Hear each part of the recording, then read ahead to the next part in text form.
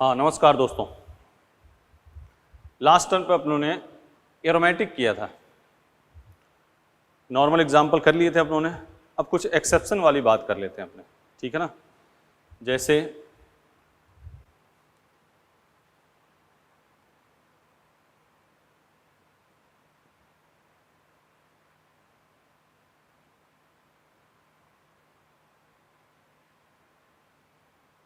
ये है एक,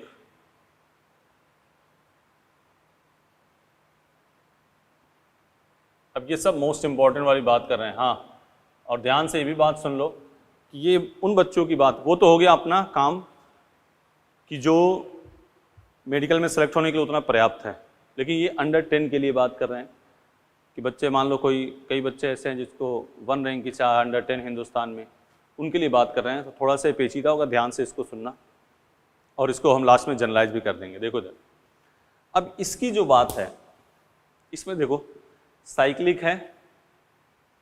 अब इसकी सेकेंड के प्लेनर की बात करनी है, क्या है। अगर देखा जाए वैसे तो sp2 दिख रहा है, ये सभी प्लेनर होना चाहिए, लेकिन क्या होगा इसमें, क्वेश्चन नोट कर लिया, इसमें हाइड्रोजन हाइड्रोजन के बीच में क्या होगा, प्रतिकर्षण। क्या होगा, हाइड्रोजन हाइड्रोजन के बीच में प्रतिकर्षण, जिससे ये रिंग क्या हो जाएगी, ये वलय क्या हो जाएगी, असमतलीय, और असमतलीय होते ही क्या हो जाएगा, नॉन एरोमेटिक। ठीक है, तो इसमें लिख लो, ये तो ऐसे था, लिखो इसमें ये हो गया। अब इसमें लिख लो हाइड्रोजन हाइड्रोजन के बीच में प्रतिकर्षण के कारण, हाइड्रोजन हाइड्रोजन के बीच प्रतिकर्षण के कारण, हाइड्रोजन हाइड्रोजन के बीच प्रतिकर्षण के कारण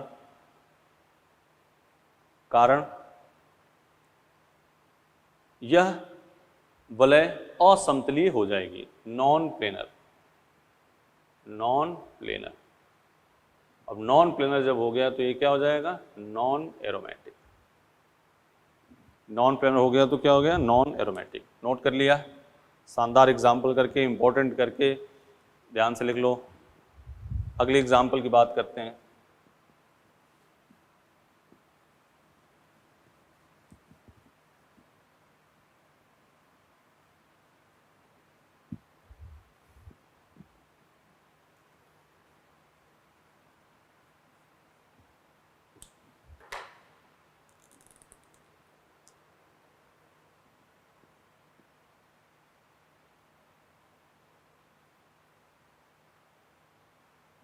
ये है, ये है, ये है, ये है, ये है, और यहां देखो क्या किया हमने,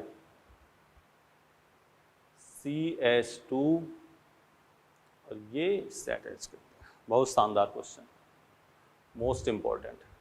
इसके 4 एग्जाम्पल और चौथे तक आप तक पहुंचा देंगे, जनरलाइज भी कर देंगे, कोई तुम्हें नहीं लगेगा कि ये एक्सेप्शन मैटर। छाता खोला, छतरी, छतरी देखिए ना, बरसात में तो होगी। अब देखो ऐसे जब छतरी यहां से जब खोलते हैं, ऐसे करते हैं ना, तो ये वाली जो लास्ट वाला पॉइंट वो उसके प्लेन में चला जाता है।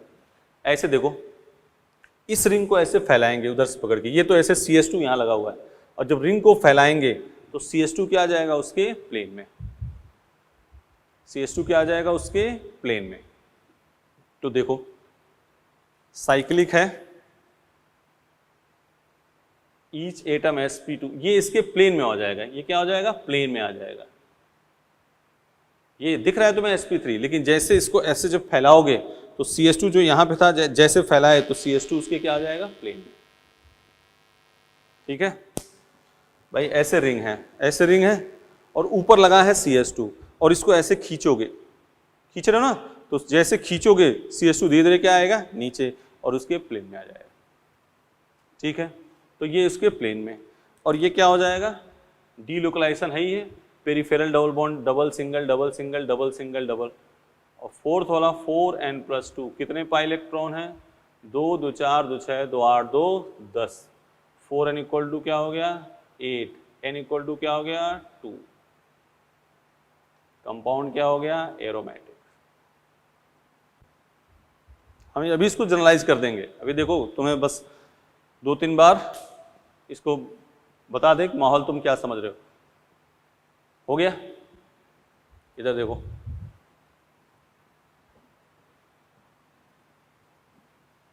मिटाएं इसको, मिटा दें।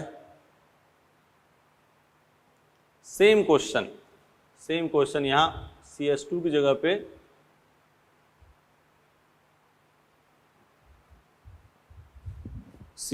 पे लगा दे रहे हैं अपने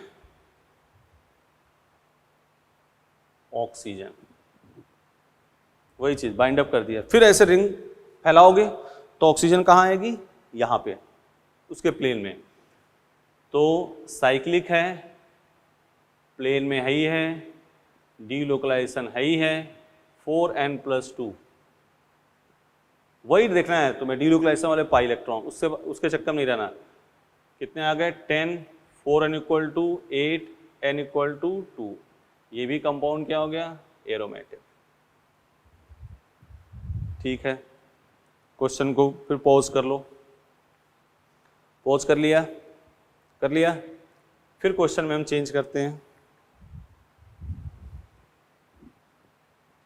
पॉज कर लिया, मिटाएं, ये फिर मिटा दिया, इधर हो गया,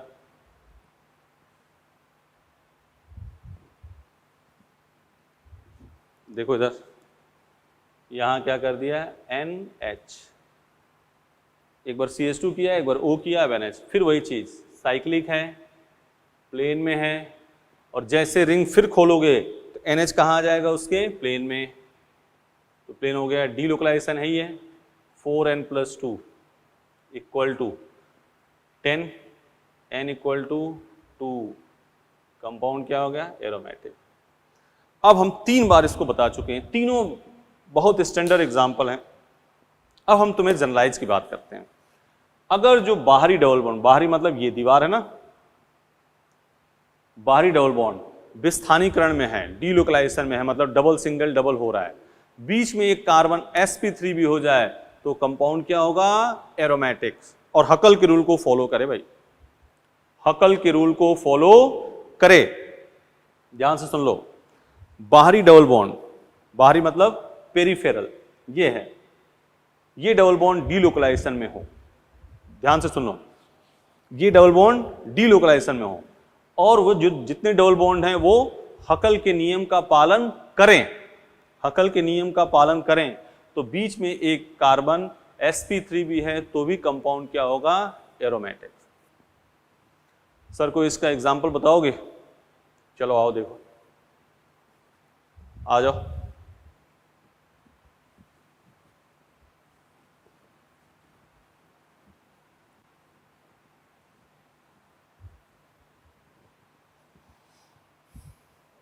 देखो तुम खुद ही बताना, इसका बहुत शानदार एग्जाम्पल है, ये है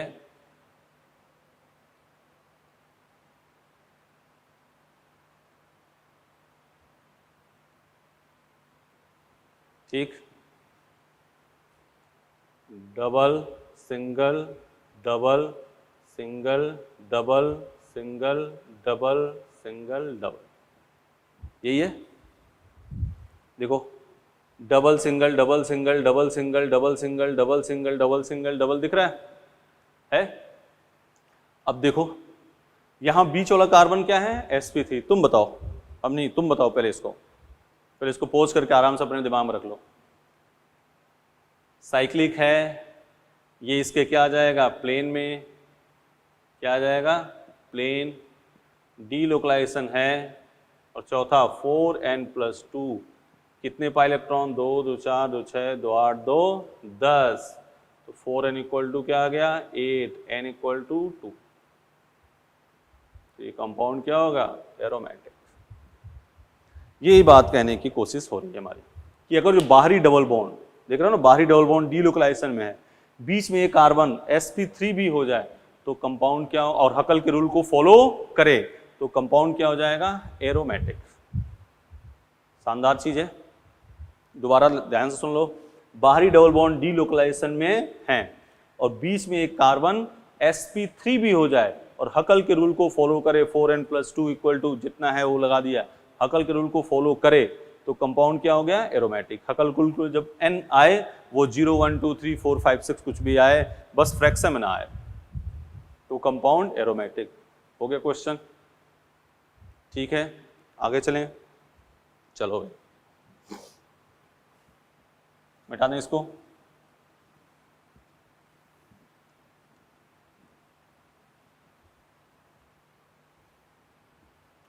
अब कल हमने बताया था स्टेबिलिटी का ऑर्डर, अब आ जाओ इस पर। स्टेबिलिटी का ऑर्डर बता दिया था। Stability order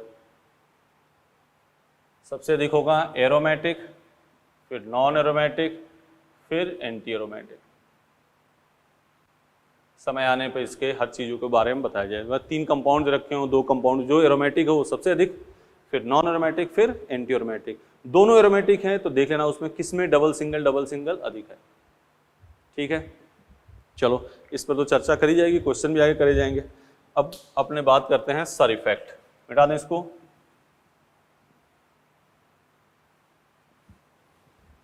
sir effect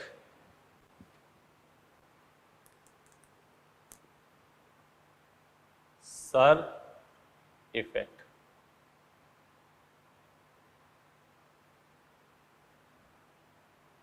steric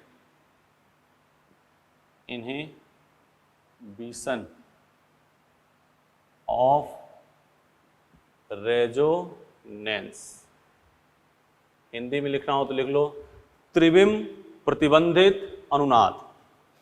Hindi में त्रिविम प्रतिबंधित अनुनाद। तुम तो सर इफेक्ट के नाम से इसको बोलोगे, हिंदी में क्या लिखोगे? त्रिविम प्रतिबंधित अनुनाद। ठीक, क्या होगा देखो, क्या होगा देखो।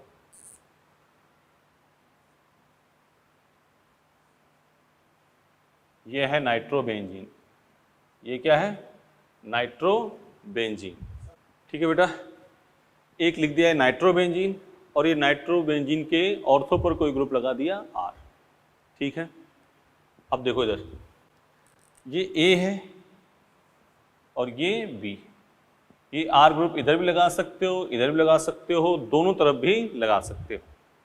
ठीक है, तो नाइट्रोबेंजीन में रेजोनेंस बहुत आसानी से हो गया।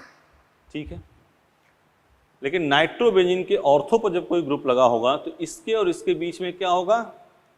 रिपल्सन होगा। रिपल्सन होगा, जिससे NO2 का तल बेंजीन के तल से क्या हो जाएगा? परिवर्तित हो जाएगा, जिससे अनुनाद की संभावना क्या हो जाएगी? कम हो जाएगी। इसे ही क्या कहते हैं? सर प्रभाव। इसे ही क्या कहेंगे? सर प्रभाव। दोबारा ध्यान सुनो, नाइट्रोबेंजीन में रेजोनेंस आसानी से हो जाएगा। ठीक है, लेकिन जब नाइट्रोबेंजीन के ऑर्थो पर कोई ग्रुप लगा होगा, RCH3 लगा हो, C2H5 लगा हो, तो इसके बीच में अगर दोनों तरफ लगा हो तो और अच्छा प्रतिकर्षण होगा। तो इसके बीच में क्या होगा? प्रतिकर्षण। प्रतिकर्षण होने से NO2 का तल बेंजीन के तल से परिवर्तित हो जाएगा। ठीक है, जिससे अनुनाद की संभावना क्या हो जाएगी? कम हो जाएगी। इसे ही क्या कहेंगे? इससे रेजोनेंस की संभावना क्या हो जाएगी? कम। इसे ही क्या कहेंगे? सर प्रभाव। तो ठीक है, चलो A में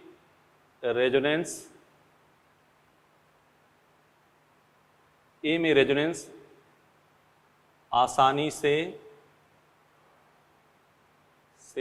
होगा। ठीक है ना। B में ऑर्थो पोजीशन पर, ये ऑर्थो पोजीशन की बात, मेटा पे नहीं, ऑर्थो पोजीशन पर R ग्रुप लगे होने से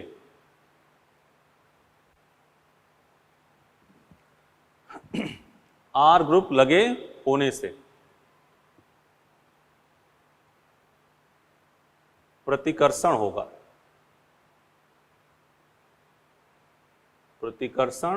होगा। जिससे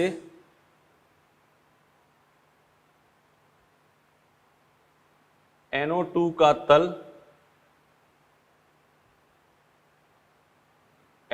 तल बेंजीन के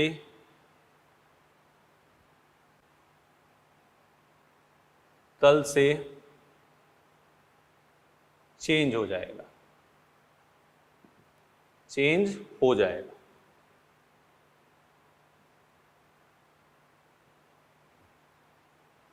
अतः अनुनाद की संभावना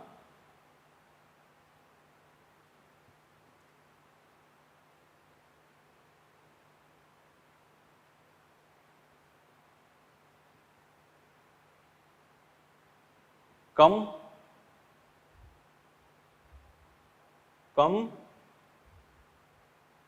हो जाएगी। इसे ही क्या कहेंगे? सर प्रभाव। इसे ही सर प्रभाव कहते हैं। इसे ही सर प्रभाव कहते हैं। लिख दिया हमने, लेकिन समझो इसको बात, एक बार और समझो, एक बार और समझो। ए में रेजोनेंस आसानी से होगा, बी में ऑर्थो पोजीशन पर आर ग्रुप लगे होने से NO2 और आर के बीच में क्या होगा? प्रतिकर्षण, जिससे NO2 का तल बेंजीन के तल से परिवर्तित हो जाएगा, जिससे अनुनाद की संभावना क्या हो जाएगी? कम हो जाएगी। इसे ही क्या कहेंगे? सर प्रभाव। ठीक है, इसे ही क्या कहेंगे? सर प्रभाव। बोलो।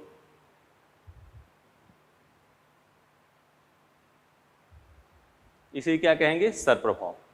समझ गए? सर प्रभाव एक बार एक लाइन में देखो। नाइट्रोबेंजीन में अनुनाद आसानी से हो जाएगा, लेकिन नाइट्रोबेंजीन के ऑर्थो पर कोई ग्रुप लगा होगा तो इसके बीच में प्रतिकर्षण होगा, जिससे अनुनाद की संभावना क्या हो जाएगी? जिससे तल क्या हो जाएगा? चेंज हो जाएगा, जिससे अनुनाद की संभावना क्या हो जाएगी? कम हो जाएगी। इसे ही क्या कहेंगे? सर प्रभाव। इतनी बात समझ गए? अब सर प्रभाव के एप्लीकेशन देखो क्या आएगा। हो गया? मिटा दें इधर। चलो,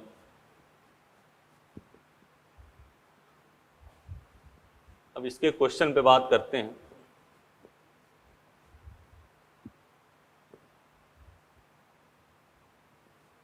इसके क्वेश्चन पे बात करते हैं।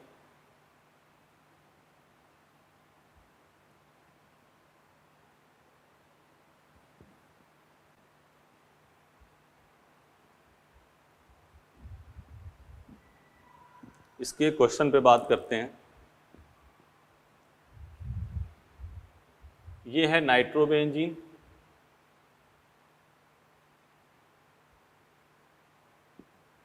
ये है नाइट्रोबेंजीन के ऑर्थो पर लगा दिया CH3। ठीक है, दोनों तरफ लगा दिया OH का। ठीक है ना? कहा गया X और ये कर दिया गया Y। देखो, बंध लंबाई X और Y के बंध लंबाई की तुलना।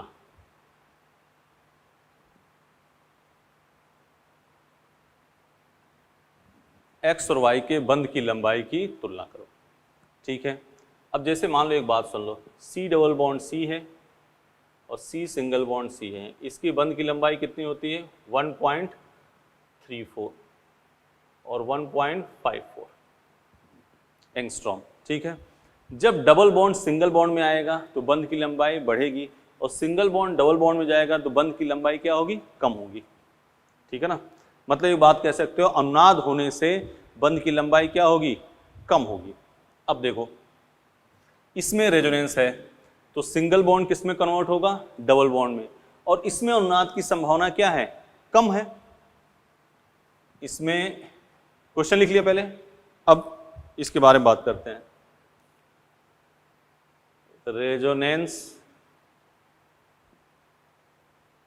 कम है और इसमें रेजोनेंस है, इसमें क्या है? कम है।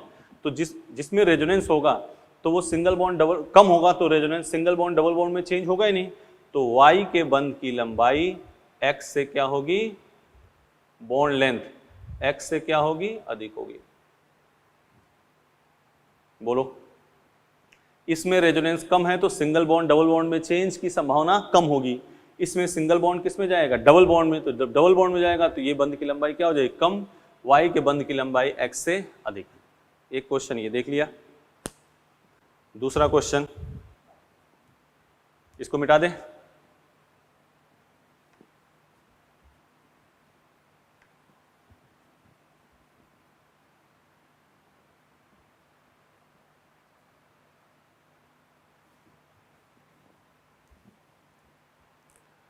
ये है A और ये है B, ठीक है ना। A और B के द्विध्रुव आघूर्ण डायपोल मोमेंट की तुलना, ये क्वेश्चन है। ए और बी के द्विध्रुव आघूर्ण की तुलना। अब सुनो दो, फिर इसके बारे में थोड़ा सा सुन लो। क्वेश्चन पहले लिख लो, ए और बी के द्विध्रुव आघूर्ण की तुलना करो। देखो बेटा, बात देखना, ए है, इसमें रेजोनेंस होगा, तो रेजोनेंस होगा, म्यू इक्वल टू क्या होता है, क्यू इंटू डी। जितना अच्छा रेजोनेंस होगा चार्ज उतना ही अधिक होगा, तो चार्ज अधिक होगा तो डायपोल मोमेंट क्या होगा, बढ़ेगा। सही है, तो जिसमें रेजोनेंस अधिक होगा उसमें चार्ज बढ़ेगा जनरली, और चार्ज बढ़ेगा तो डायपोल मोमेंट, और डी में उतना फर्क नहीं पड़ेगा, क्योंकि कहो कि सर डिस्टेंस इसमें अधिक हो जाएगी, तो डी में उतना फर्क नहीं पड़ेगा। इसमें संभावना की बात करी जा रही है, ठीक है ना। तो क्या हो जाएगा सोल्यूशन में, ए में, ध्यान सुनो, ए में रेजोनेंस आसानी से हो रहा है जिससे आवेश बढ़ेगा, क्योंकि म्यू बराबर क्या होता है, क्यू इंटू डी। आवेश बढ़ा तो डायपोल मोमेंट क्या हो जाएगा, बढ़ेगा, तो ए का डायपोल मोमेंट बी से अधिक। समझ गए, जिसमें रेजोनेंस अधिक होगा उसमें आवेश बढ़ेगा, आवेश मतलब चार्ज क्यू बढ़ेगा, तो डायपोल मोमेंट भी उसका क्या हो जाएगा, बढ़ जाएगा। ठीक है, एक बात देख लो, मिटा दें। अब एक क्वेश्चन तुम्हें दे रहे हैं, तुम बताओ, मिटा दें, देख लो दोनों।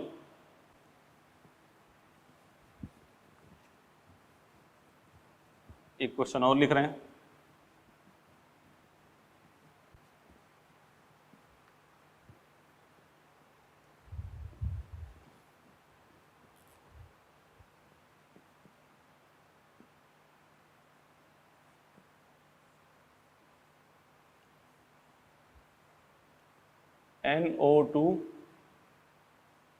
NO2, यहाँ क्या है CH3, यहाँ क्या है CH3, ये क्या हो गया P, ये क्या हो गया Q, ठीक है ना। P और Q के बंध लंबाई की तुलना करनी है। अब देखो, यहां क्या लगेगा, SIR, यहां SIR नहीं है, तो जहां SIR लगेगा वहां अनुनाद की संभावना क्या हो जाएगी, कम हो जाएगी। तो अनुनाद की संभावना कम होगी तो बंध लंबाई वहां पे अधिक, और यहां सिंगल बॉन्ड डबल बॉन्ड में आसानी से हो जाएगा। तो यहां लिख देते हैं, यहां पे अनुनाद की संभावना, पॉसिबिलिटी, कम, ठीक है ना। जब अनुनाद की संभावना कम होगी तो सिंगल बॉन्ड डबल बॉन्ड में चेंज नहीं होगा, तो बंध की लंबाई क्या हो जाएगी, बढ़ जाएगी। तो Q के बंध की लंबाई P से अधिक। वही बात कर रहे हैं, जिसमें SIR होगा, जिसमें SIR लगेगा उसके बंध की लंबाई अधिक, और डायपोल मोमेंट जहां रेजोनेंस आसानी से हो जाए उसका डायपोल मोमेंट अधिक। बंध लंबाई पे और बात करेंगे, लेकिन इतना अभी आपको फिलहाल जानकारी होना अनिवार्य है। SIR प्रभाव समझ गए, मोस्ट इंपॉर्टेंट बात है SIR। नाइट्रोबेंजीन है, नाइट्रोबेंजीन के ऑर्थो पर कोई ग्रुप लगा है, इसमें रेजोनेंस इजीली हो गया, लेकिन ऑर्थो पर कोई ग्रुप लगा है, रिपल्सन होगा, NO2 का तल बेंजीन के तल से परिवर्तित हो जाएगा, जिससे अनुनाद की संभावना क्या हो जाएगी, कम। इसे ही क्या कहते हैं, SIR प्रभाव। ठीक, जहां SIR लग जाएगा उसमें सिंगल बॉन्ड डबल बॉन्ड में चेंज नहीं होगा, सिंगल बॉन्ड की बंध की लंबाई डबल बॉन्ड से अधिक होती है, तो बंध की लंबाई Q ग्रेटर देन P। बिठा दें।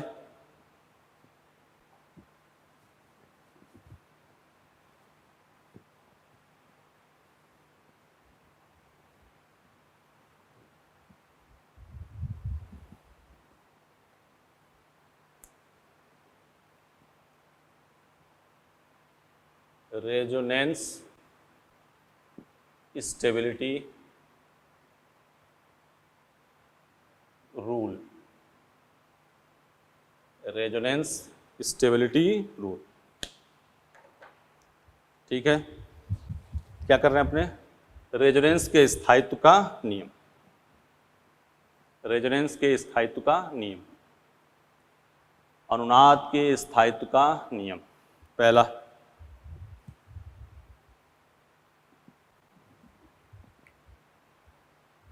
ठीक है, लिखो लिखो इसमें पहला, अनुनादी संकर अनुनादी संरचना से अधिक स्थायी होते हैं। अनुनादी संकर, अनुनादी संकर अनुनादी संरचना से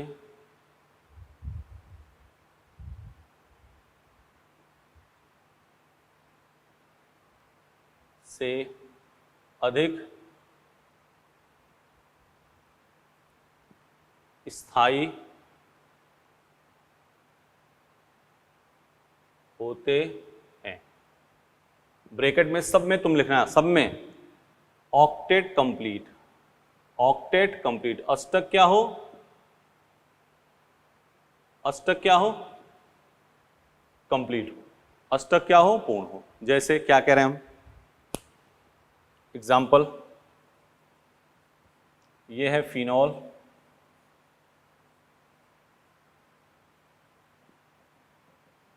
और इसमें ऐसे बनाया, तो इसकी जो रेजोनेटिंग स्ट्रक्चर हुई वो क्या हुई? ये है OH,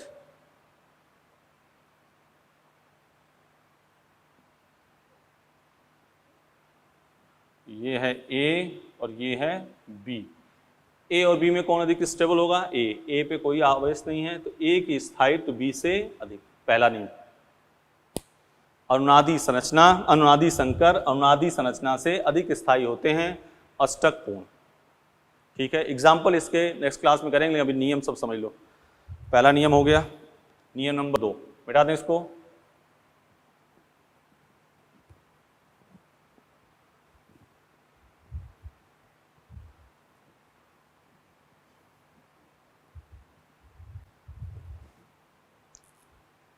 नियम नंबर 2, यदि अधिक विद्युत ऋणता पर, गोल्डन रूल लिखा था ना, अधिक इलेक्ट्रोनिगेटिव अधिक विद्युत ऋणता पर ऋण आवेश हो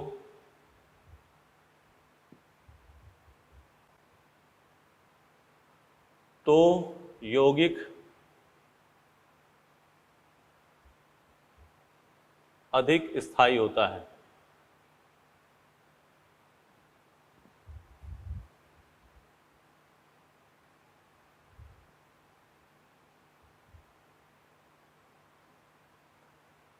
और यदि अधिक विद्युत ऋणता पर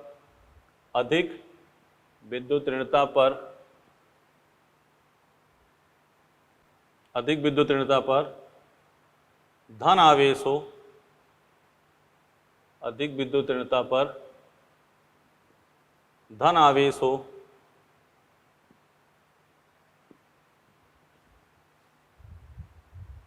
तो यौगिक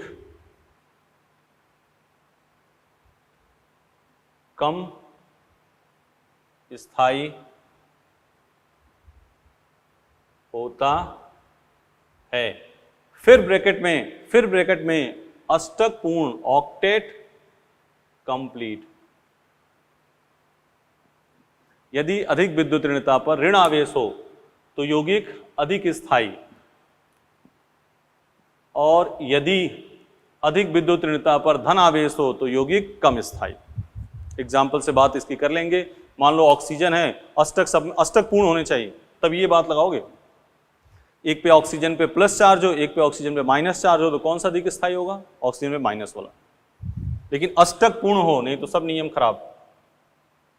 नियम नंबर 3 पहुंच कर लिया, लिख लिया, मिटा रहे हैं इसको।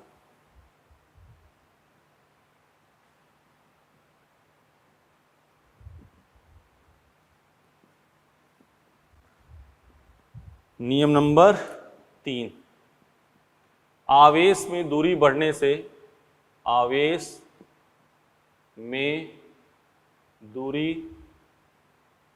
बढ़ने से स्थायित्व,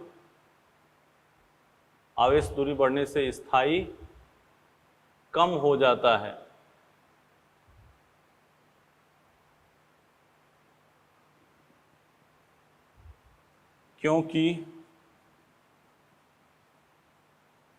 क्योंकि ऊर्जा बढ़ जाती है।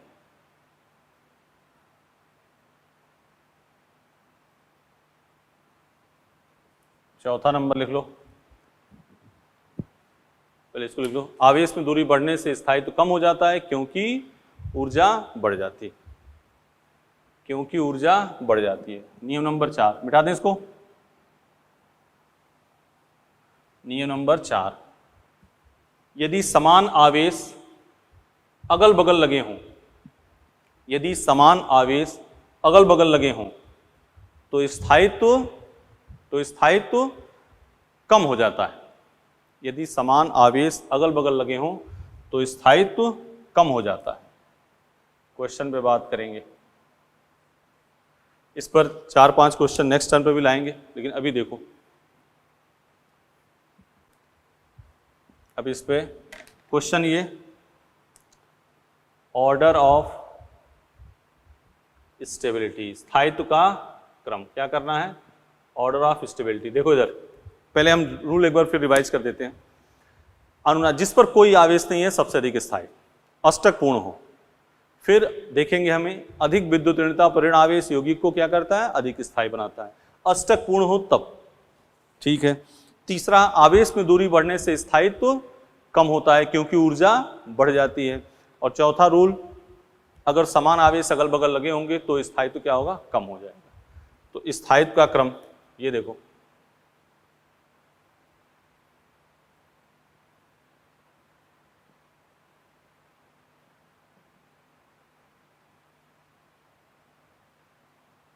देख रहे हो, ये फिनॉल के अनुनादी संरचना के स्थायित्व का क्रम बता रहे।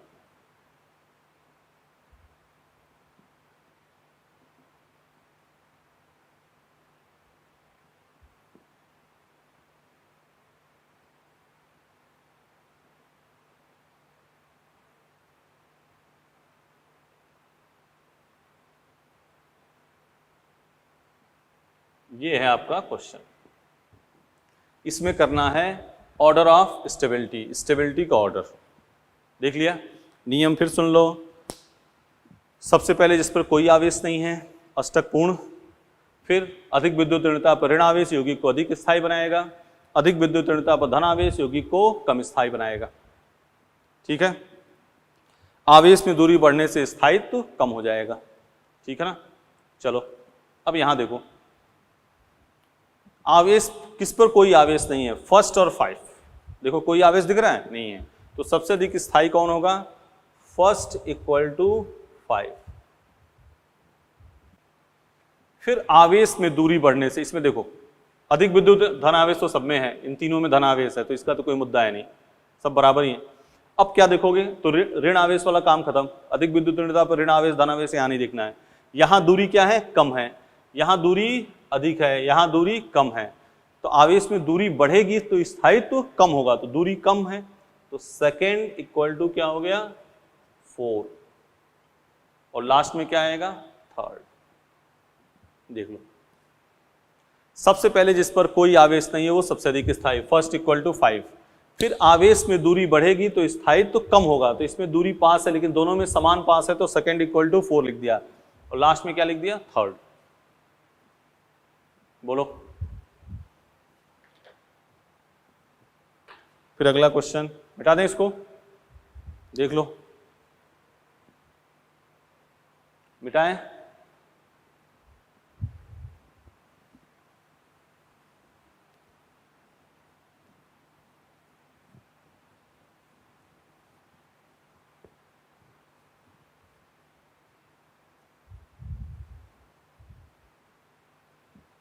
वही क्वेश्चन क्या है, स्थायित्व का क्रम बताना है, स्थायित्व का क्रम।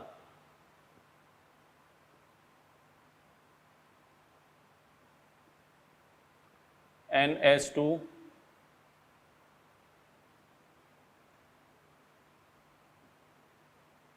NH2 प्लस माइनस यहाँ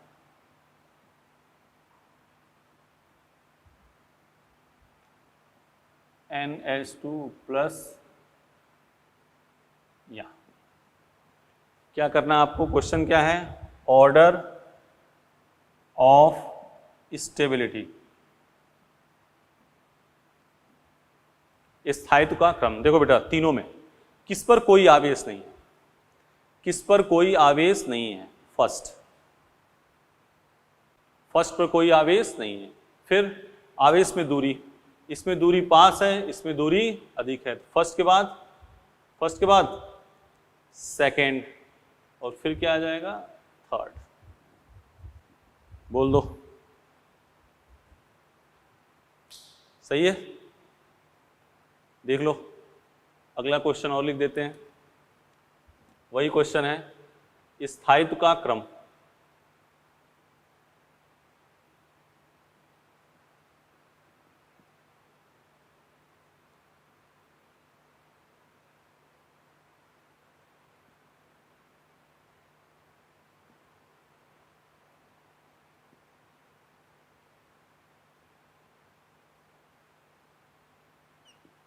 देखो क्वेश्चन क्या है, स्थायित्व का क्रम बताइए। सबसे अधिक कौन स्थायी होगा, फर्स्ट। कोई आवेश दिख रहा है, नहीं है ना। अब देखो आवेश में दूरी, यहां पास है यहां दूर है, तो फर्स्ट के बाद सेकेंड और फिर थर्ड। आराम से देख लो, आवेश में दूरी बढ़ने से स्थायित्व कम होगा। फिर मॉड्यूल के कुछ क्वेश्चन है वो इसमें करेंगे अपने रेजोनेंस स्टेबिलिटी ग्राम पे, ठीक है। बोलो, मिटा दें इसको, ये मिटा दे बेटा। चलो अब इस पर हमें क्या करना है, क्वेश्चन करना है, जो समय मिलने पे अपने इस पे कुछ क्वेश्चन करेंगे, ठीक है।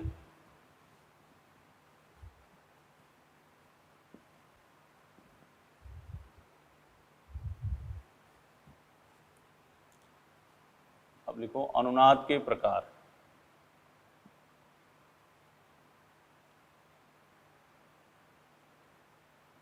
यहाँ समझाई दे रहे हैं, दो टाइप का होगा, प्लस एम या प्लस आर, दूसरा माइनस एम या माइनस आर। ध्यान से सुनो,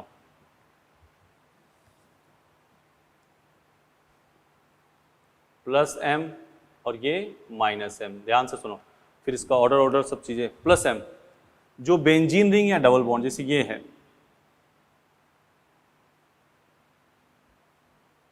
यहाँ पे NH2 है मान लो, इसके पास क्या है, लोन पेयर, जो बेंजीन पर इलेक्ट्रॉन घनत्व को क्या करे, बढ़ाए। जो बेंजीन या डबल बॉन्ड भी हो सकता है, डबल बॉन्ड लगा हो, बेंजीन पर इलेक्ट्रॉन घनत्व को इंक्रीज करे,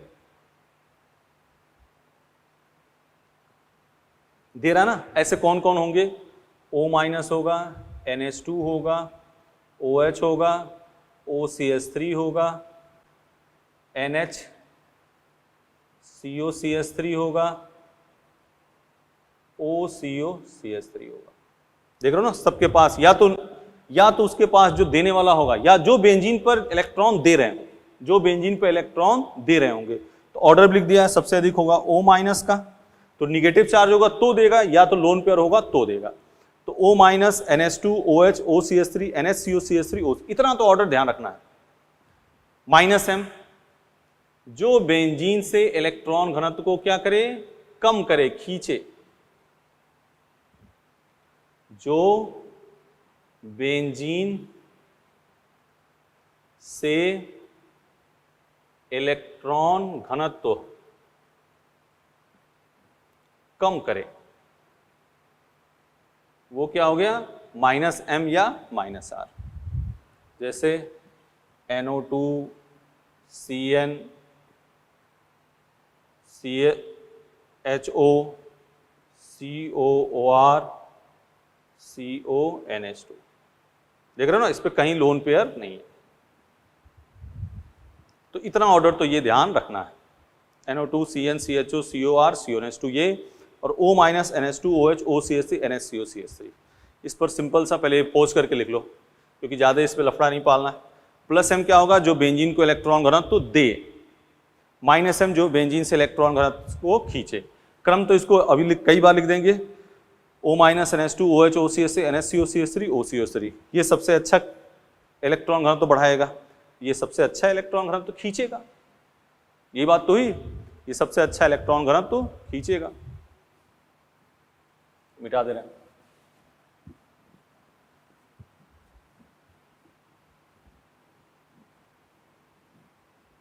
मिटा दें इधर।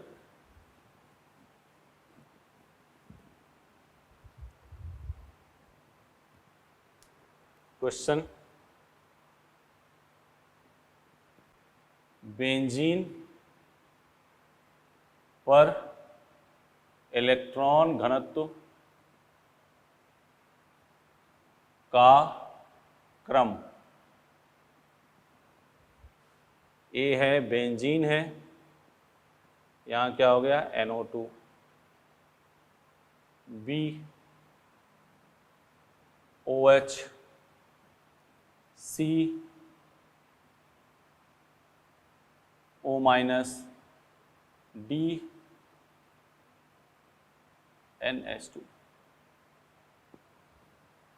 तो सबसे अच्छा बेंजीन पे इलेक्ट्रॉन घनत्व तो कौन बढ़ाएगा, C। अभी लिखा ना O minus NH2 OH OCH3 NHCO CH3 OCO3 C के बाद D B। ए तो क्या करेगा, बेंजीन पे इलेक्ट्रॉन घनत्व को कम करेगा। ए क्या करेगा, बेंजीन पर इलेक्ट्रॉन घनत्व को कम करेगा।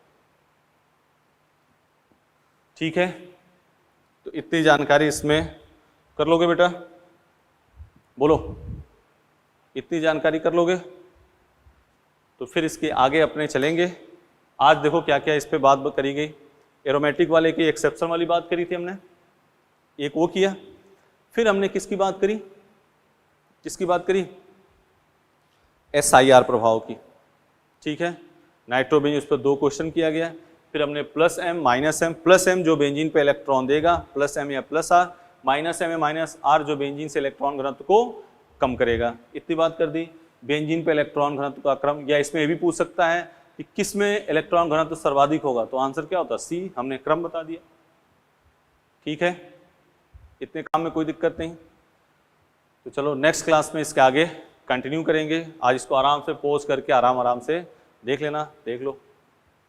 ठीक है, बोलो कर लोगे ना? ठीक है बेटा, नेक्स्ट क्लास में इसके आगे कंटिन्यू करेंगे। Thank you, best of luck, करते रहो।